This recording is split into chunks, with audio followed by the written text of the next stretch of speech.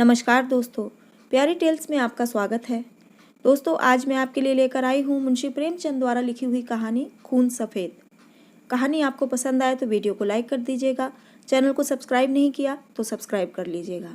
तो शुरू करते हैं आज की कहानी खून सफ़ेद। चैत का महीना था, किंतु वे खलिहान जहाँ अनाज की ढेरियाँ लगी रहती थीं, जानवरों के शरण स्थल बने हुए थे।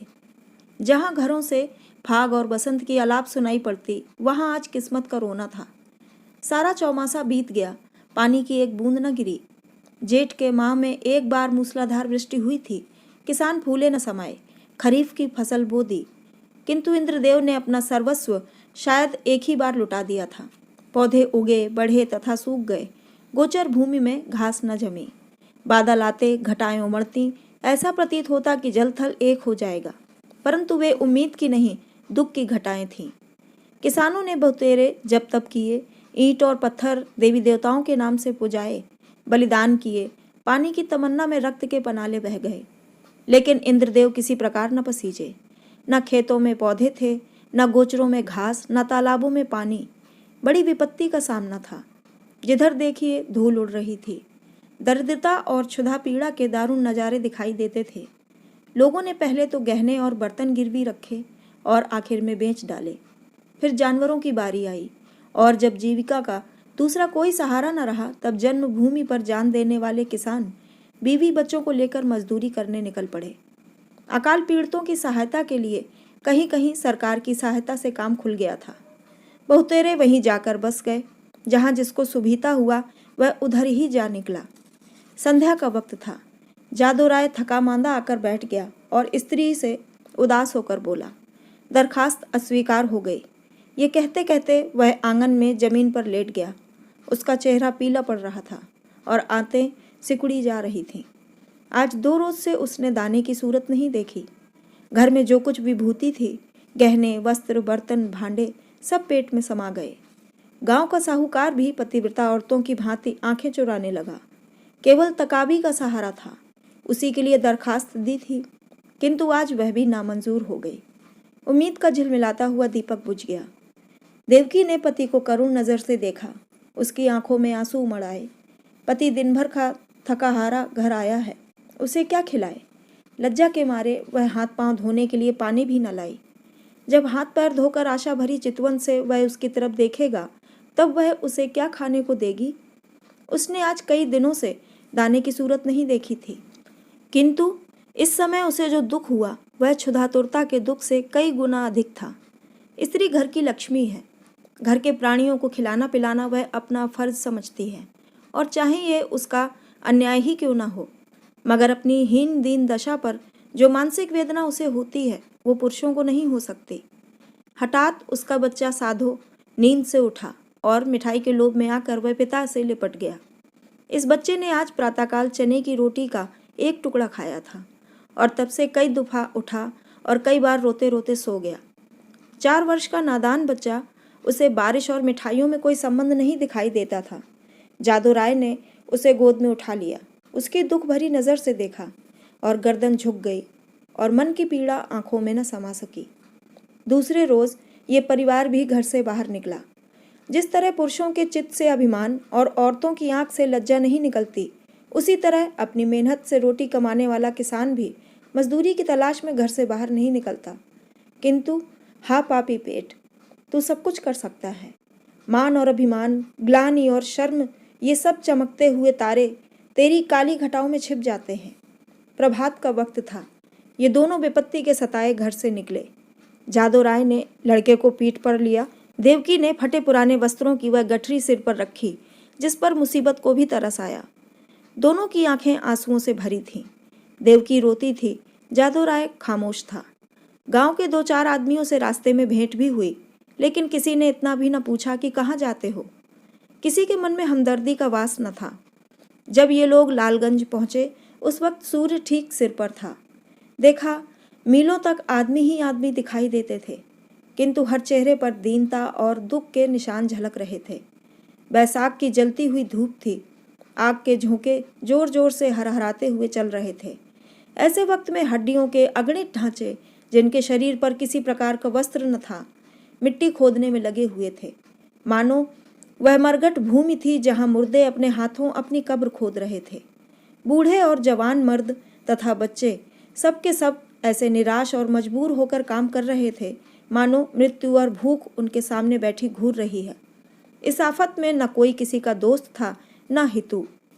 दया, सहृदयता और प्यार ये सब मानवीय भाव है जिनका कर्ता मनुष्य है। प्रकृति ने हमको केवल एक भाव प्रदान किया है और वह स्वार्थ है। मानवीय भाव ज़्यादातर कपटी मित्रों की तरह हमारा साथ छोड़ देते हैं, पर ये ईश्वर प्रदत्त गुण कभी हमारा गला नहीं छोड़ता। 8 दिन गुजर गए थे। संध्या समय काम खत्म हो चुका था। डेरे से कुछ दूर एक आम का बाग था। वहीं एक वृक्ष के नीचे जादू राय और देवकी बैठे हुए थे। दोनों ऐसे कृश हो गए थे कि उनकी सूरत नहीं पहचानी जाती थी। अब वह स्वाधीन कृषक नहीं रहे। वक्त के हेरफेर से आज दोनों श्रमिक बने बैठे हैं। जादू राय ने बच्चे को धरती पर सुला दिया। उसे कई दिन से बुखार आ रहा है। कमल सा चेहरा मुरझा गया। देवकी ने धीरे से हिलाकर कहा, बेटा आंखें खोलो, देखो शाम हो गई। साधु ने नेत्र खोल दिए। बुखार उतर गया था। बोला, क्या हम घर आ गए माँ? घर की याद आने लगी। देवकी की आंखें डबडबा आईं। उसने कहा, नहीं बेटा, तुम अच्छे हो जाओगे तो फिर घर चलेंगे। उठकर देखो कैसा अच्छा बाग है। साधु माँ के हाथों के सहारे उठा और कहने लगा, माँ मुझे बड़ी भूख लगी है, किंतु तुम्हारे पास तो कुछ नहीं है। मुझे क्या खाने को दोगी? देवकी के दिल पे चोट लगी, पर धीरज धर के बोली, नहीं बेटा, तुम्हारे खाने को मेरे पास सब कुछ है। तुम्हारे दादा पानी लाते हैं तो मैं नरम नरम रोटियां अभी बनाई देती हूँ। साधु ने माँ की गोद में सिर रख लिया और बोला, माँ मैं नहीं होता तो तुम्हें इतना कष्ट न होता। इतना कहकर वह फूट फूट कर रोने लगा। ये वही बेसमझ बच्चा है जो 2 सप्ताह पूर्व मिठाइयों के लिए दुनिया सिर पर उठा लेता था। दुख और फिक्र ने कैसा अनर्थ कर दिया है। ये विपत्ति का फल है। कितना दुखदायक, कितना करुणाजनक व्यापार है। इसी बीच में कई व्यक्ति लालटेन लिए हुए वहां आए। फिर गाड़ियां आईं। उन पर डेरे और खेमे लदे हुए थे।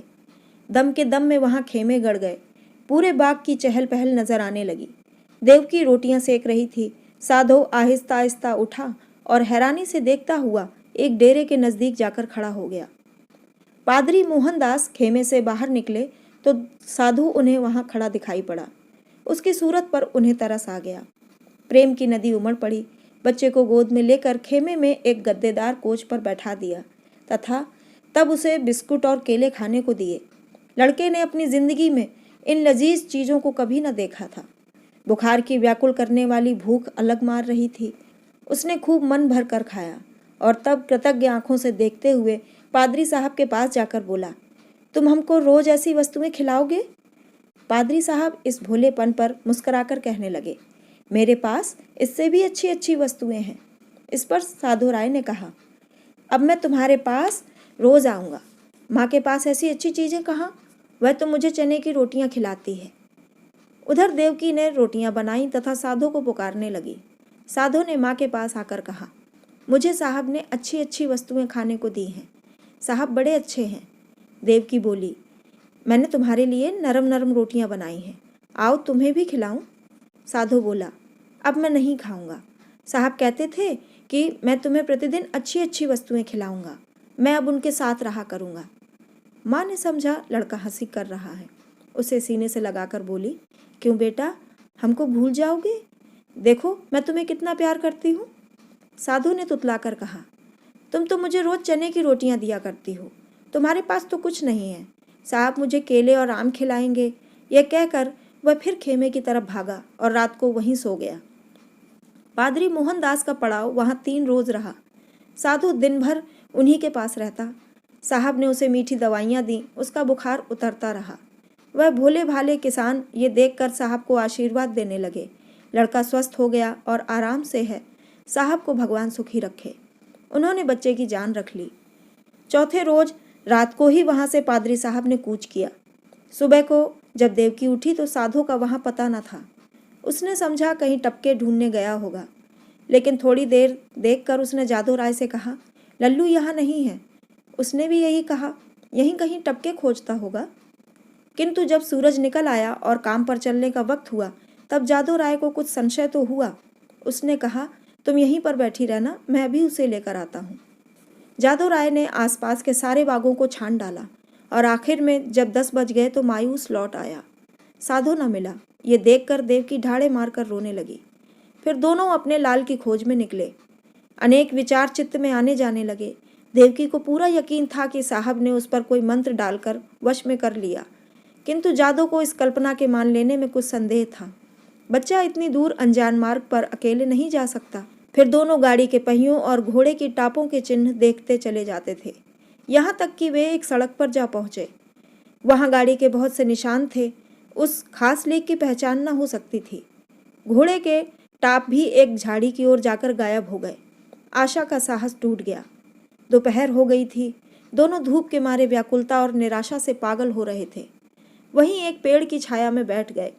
देवकी विलाप करने लगी। जादू राय ने उसे समझाना आरंभ किया। जब जरा धूप की तेजी कम हुई तो दोनों फिर आगे चले, मगर अब आशा की जगह मायूसी साथ थी। घोड़े की टापों के साथ उम्मीद का धुंधला निशान गायब हो गया था। शाम हो चली थी। इधर उधर गायों बैलों के झुंड निर्जीव से पड़े दिखाई देते थे। ये दोनों दुखिया हिम्मत हार कर एक वृक्ष के नीचे टिक रहे। उसी वृक्ष पर मैना का एक जोड़ा बसेरा लिए हुए था। उनका नन्हा सा शावक आज ही एक शिकारी के चंगुल में फंस गया था।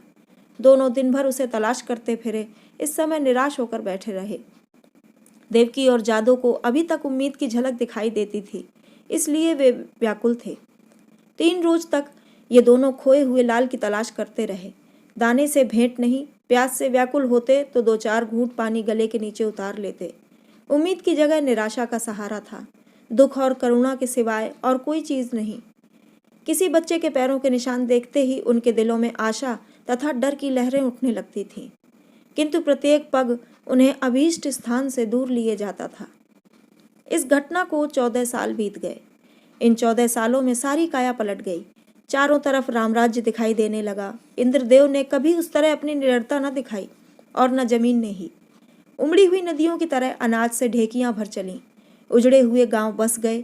श्रमिक किसान बन बैठे और किसान जायदाद की तलाश में नजरें दौड़ाने लगे। वही चैत के दिन थे। खलिहानों में अन्न के पहाड़ खड़े थे। भाट और भिखमंगे किसानों की बढ़ती के तराने गा रहे थे। सुनारों के द्वार पर सारे दिन और आधी रात तक ग्राहकों का जमघट बना रहता था। दर्जी को सिर उठाने की मोहलत न थी। इधर उधर दरवाजों पर घोड़े हिनहिना रहे थे। देवी के पुजारियों को अजीर्ण हो रहा था। जादू राय के दिन भी फिरे। उसके घर पर छप्पर के स्थान पर खपरैल हो गया है। दरवाजों पर अच्छे बैलों की जोड़ी बंधी हुई है। वह अब अपनी बहली पर बैठकर बाजार आया करता है।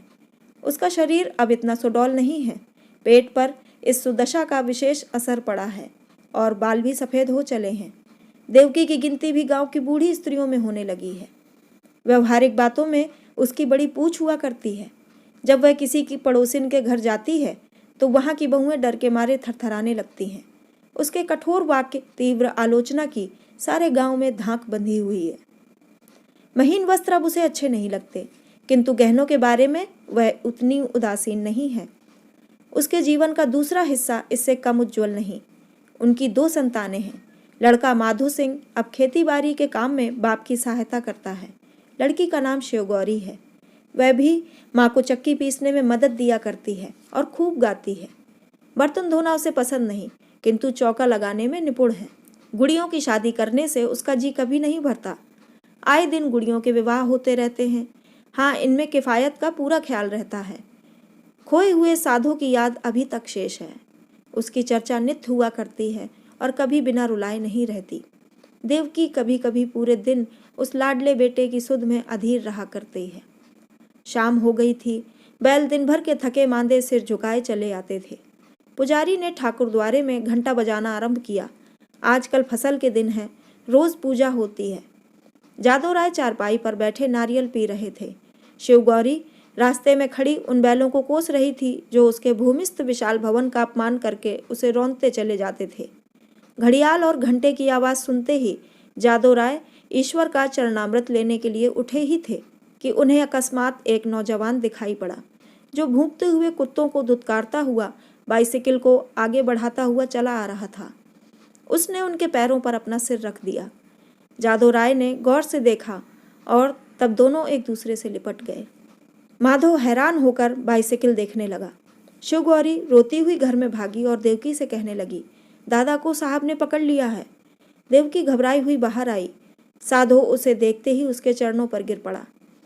देवकी लड़के को सीने से लगाकर रोने लगी। गांव में मर्द, औरतें और बच्चे सब इकट्ठा हो गए। मेला सा लग गया। साधु अपने माता पिता से बोला, मुझ अभागे से जो कुछ जुर्म हुआ हो उसे माफ़ कीजिए। मैंने अपनी नादानी में स्वयं बहुत कष्ट उठाए और आप लोगों को भी कष्ट दिया, लेकिन अब मुझे अपनी गोद में लीजिए। देवकी ने रोकर कहा, जब तुम हमको छोड़कर भागे थे तो हम लोग तुम्हें 3 रोज तक बेदाना पानी खोजते रहे, पर जब निराश हो गए तब अपने भाग्य को रोकर बैठ गए। तब से आज तक कोई ऐसा दिन न गया होगा कि तुम्हारी याद ना आई हो। रोते रोते एक युग गुजर गया। अब तुमने खबर ली है। बताओ बेटा, उस दिन तुम कैसे भागे और कहाँ जाकर रहे? साधु ने शर्मिंदा होकर उत्तर दिया, माता जी, अपनी हालत क्या कहूँ। मैं पहर रात रहे आपके निकट से उठकर भागा। पादरी साहब के पड़ाव का पता शाम ही को पूछ लिया था। बस पूछता हुआ दोपहर को उनके पास पहुँच गया। साहब ने मुझे पहले समझाया कि अपने घर लौट जाओ, किंतु जब मैं किसी तरह राजी न हुआ तो उन्होंने मुझे पूना भेज दिया। मेरी तरह वहाँ सैकड़ों लड़के थे। वहाँ बिस्कुट और नारंगियों की भला क्या बात। जब मुझे आप लोगों की याद आती मैं अक्सर रोया करता, लेकिन बचपन की उम्र थी, धीरे धीरे उन्हीं लोगों में हिल मिल गया। हाँ, जब से कुछ होश आया और अपना पराया समझने लगा हूँ, तब से अपनी नासमझी पर हाथ मलता रहता हूँ। रात दिन आप लोगों की रट लगी हुई थी।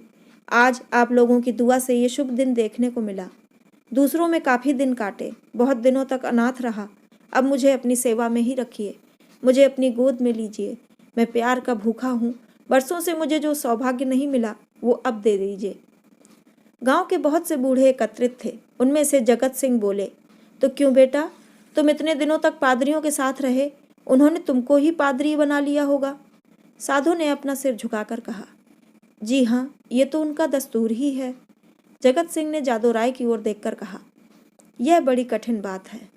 साधु बोला, बिरादरी मुझे जो प्रायश्चित बताएगी मैं उसे करूँगा।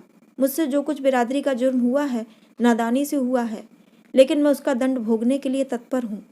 जगत सिंह ने फिर जादू राय की ओर कनखियों से देखा और गंभीरता से बोले, हिंदू धर्म में ऐसा आज तक नहीं हुआ है।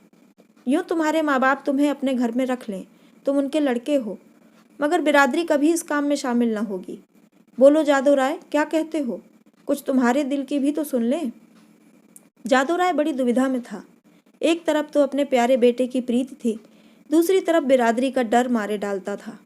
जिस लड़के के लिए रोते रोते आंखें फूट गईं, आज वही सामने खड़ा नेत्र से आंसू भरे कहता है, पिताजी मुझे अपनी गोद में लीजिए, और मैं पत्थर की तरह अचल खड़ा हूँ। शोक इन निर्दयी भाइयों को किस प्रकार समझाऊंगा, क्या करूं क्या ना करूं। किंतु माँ की ममता उमड़ आई। देवकी से न रहा गया। उसने अधीर होकर कहा, मैं अपने लाल को अपने सर पर रखूंगी और कलेजे से लगाऊंगी। इतने दिनों के पश्चात मैंने उसे पाया है, अब उसे नहीं छोड़ सकती। जगत सिंह रुष्ट होकर कहने लगे, चाहे बिरादरी छूट ही क्यों न जाए। देवकी ने भी गर्म होकर उत्तर दिया, हाँ, चाहे बिरादरी छूट ही जाए। लड़के वालों ही के लिए व्यक्ति आड़ पकड़ता है, जब लड़का ही न रहा तो भला बिरादरी किस काम आएगी। इतनी सी बात पर कई ठाकुर लाल लाल आंखें निकाल कर बोले, ठाकुराइन, बिरादरी की तो तुम खूब मर्यादा करती हो। लड़का चाहे किसी मार्ग पर जाए, पर बिरादरी चूं तक न करे। ऐसी बिरादरी कहीं और होगी। हम साफ साफ कह देते हैं कि यदि यह लड़का तुम्हारे घर में रहा तो बिरादरी भी बता देगी कि ये क्या कर सकती है। जगत सिंह कभी कभी जादू राय से रुपए उधार लिया करते थे। मीठे स्वर में बोले, भाभी, बिरादरी ये थोड़े ही कहती है कि तुम लड़के को घर से निकाल दो। लड़का इतने दिनों के पश्चात घर आया है, हमारे सिर आंखों पर रहे। बस जरा खाने पीने और छूत छात का बचाव तो बना रहना चाहिए। बोलो जादू भाई, अब बिरादरी को कहाँ तक दबाना चाहते हो। जादू राय ने साधु की ओर करुणा भरे नेत्रों से देखकर कहा, बेटा, जहाँ तुमने हमारे साथ इतना व्यवहार किया है, वहाँ जगत भाई की इतनी कही और मान लो। साधु ने कुछ तीक्ष्ण अल्फाजों में कहा, क्या मान लूँ? यही कि अपनों में गैर बनकर रहूं, बेइज्जती सहूं, मिट्टी का घड़ा भी मेरे छूने से अशुद्ध हो जाए, यह मेरा किया न होगा। मैं इतना बेशर्म नहीं हूँ। जादू राय को पुत्र की यह कठोरता अप्रिय मालूम हुई। वे चाहते थे कि इस समय बिरादरी के लोग जमा हैं, उनके सामने किसी प्रकार समझौता हो जाए फिर कौन देखता है कि हम उसे किस तरह रखते हैं। चिढ़कर कहने लगे, इतनी बात तो तुम्हें माननी ही पड़ेगी। साधु राय इस राज को न समझ सका। बाप की इस बात में उसे निष्ठुरता की झलक दिखाई पड़ी। बोला, मैं आपका लड़का हूँ, आपके लड़के की तरह रहूँगा। आपके प्यार और भक्ति की प्रेरणा मुझे यहाँ तक लाई है। मैं अपने घर में रहने आया हूँ। यदि ये नहीं है तो मेरे लिए इसके सिवा और कोई उपाय नहीं है कि जितनी शीघ्र हो सके यहाँ से भाग जाऊँ। जिनका खून सफ़ेद है उनके बीच में रहना बेकार है। देवकी ने रोकर कहा, लल्लू, मैं तुम्हें अपना जाने दूंगी। साधु की आंखें भर आईं, मगर मुस्कुराकर बोला, मैं तो तेरी थाली में खाऊंगा। देवकी ने उसे ममता और प्रेम की नज़र से देखकर कहा, मैंने तो तुझे छाती से दूध पिलाया है, तू मेरी थाली में खाएगा तो क्या? मेरा पुत्र ही तो है, कोई और तो नहीं हो गया। साधु इस बात को सुनकर मतवाला हो गया। इनमें कितना प्रेम, कितना अपनापन था। कहने लगा, माँ, आया तो मैं इसी इरादे से था कि अब कहीं न जाऊंगा, किंतु यदि बिरादरी ने मेरे कारण तुम्हें जातिच्युत कर दिया तो मुझसे नहीं रहा जाएगा। मुझसे इन गवारों का कोरा अभिमान न देखा जाएगा, इसलिए इस समय मुझे जाने दो। जब मुझे अवसर मिला करेगा तुम्हें देख जाया करूँगा। तुम्हारा प्रेम मेरे मन से कहीं नहीं जा सकता, लेकिन यह असंभव है कि मैं इस घर में रहूं और अलग खाना खाऊं, अलग बैठूं। इसके लिए मुझे माफ़ करना। देवकी घर में से पानी लाई।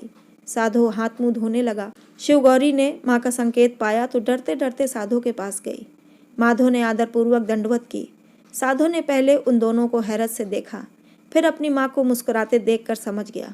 दोनों को सीने से लगा लिया और तीनों भाई बहन प्रेम से हंसने खेलने लगे। माँ खड़ी ये नज़ारा देखती थी और उमंग से फूली न समाती थी। जलपान करके साधु ने बाइसिकल संभाली और माँ बाप के सामने सिर झुकाकर चल खड़ा हुआ। वहीं जहाँ से तंग होकर आया था, उसी इलाके में जहाँ कोई अपना नहीं था। देवकी फूट फूट कर रो रही थी और जादू राय आंखों में आंसू भरे दिल में एक ऐंठन से अनुभव करता हुआ सोचता था, हाय मेरे लाल, तू मुझसे अलग हुआ जाता है। ऐसा लायक वर और होनहार लड़का हाथ से निकला जाता है, और सिर्फ इसलिए कि अब हमारा खून सफ़ेद हो गया है। तो दोस्तों, ये थी कहानी खून सफ़ेद। आपको कैसी लगी कमेंट करके ज़रूर बताइएगा। चैनल को सब्सक्राइब नहीं किया तो सब्सक्राइब कर लीजिएगा। तो ऐसी प्यारी प्यारी कहानियाँ सुनते रहिए और वीडियो को पूरा देखने के लिए बहुत बहुत धन्यवाद।